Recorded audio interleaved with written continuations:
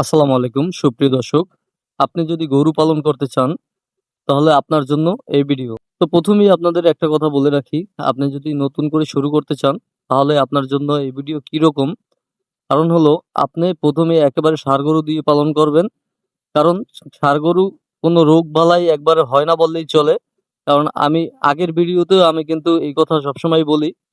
কারণ ষাঁড় গরু দিয়ে যদি আপনি শুরু করেন তাহলে আপনার কিন্তু লসের সম্মুখীন একেবারেই হবেন না বললেই চলে। কারণ গাভী গরুর কিন্তু বিভিন্ন ধরনের রোগবালাই হয়ে থাকে। তো সেইজন্য আপনার দেখা যায় আ ৳১০,০০০ যদি আপনার খাওয়ান খরচ হয় তাইলে কিন্তু আপনার আ সেই গরুতে যদি কোনরকম যদি একটা রোগ, খুরা রোগ বা খুরা রোগ তো এমনি সব গরুরই হয়।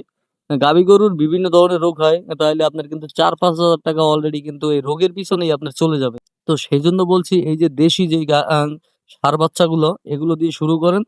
কারণ এগুলো দিয়ে শুরু করলে এগুলোর একেবারে রোগবালাই হয় না বললেই চলে। একবারে স্ট্রং থাকে। এই যে আমার কাকার গরু ৩ টা।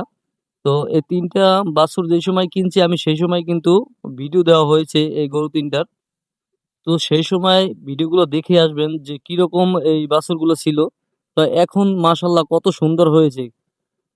এর গরুর একেবারে এখন পর্যন্ত কোনো ধরনের কোনো সমস্যা হয় নাই। শুধু মাঝখানে এইমাত্র ১ সপ্তাহ আগে একটু পাতলা পায়খানা হয়েছিল। তাছাড়া কোনো ধরনের কোনো সমস্যা হয় নাই। আর এগুলোর কোনো বাকি কোনো খরচও যায় নাই সেরকম। এগুলা সামথিং কিছু খাবার দেয়। যেমন ধান, ধান ভাঙা, ভুট্টা ভাঙা আর কিছু অ খৈল সামথিং দেয়, কিছু ভুসি। মানে ওদের সারাদিনে আমার মনে হয় না যে একেকটা গরুরে আপনার ১ কেজি খাবার দেয়। ১ কেজি দেয় না। হাফ কেজি বা একটু বেশি হবে।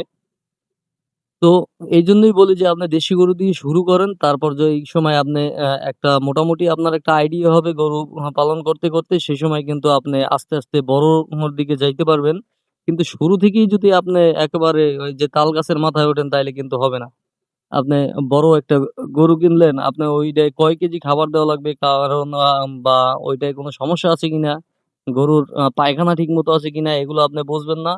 কিন্তু একটা গরু একটা রোগের ভিতরে পড়ে গেলেই আপনি অলরেডি একটা সমস্যার লসের সম্মুখীন হবেন। তো এইজন্য কিন্তু অনেক খামারি কিন্তু আপনার মাঝপথে যাইয়া মনে করেন খামার ছেড়ে দেয়। এই কারণে আপনাদের কিন্তু অবশ্যই বলব যে আপনারা প্রাথমিকভাবে শুরু করলে দেশি গরু দিয়ে শুরু করেন। আর এই ঘরটায় কিন্তু গরু ৩ টা থাকে। তো আর এই যে বাইরে যেই খাবার এই জায়গায় খায়, তো তার কিন্তু অন্য আউটসাইড এর কোনো খরচ নাই।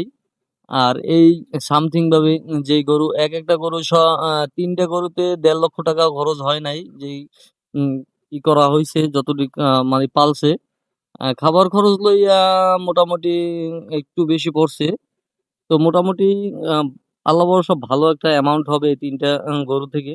একেবারে দেশি গরু পিওর এতে কোনো সমস্যা নাই। আর আপনারাও এই দেশি গরু দিয়েই শুরু করেন।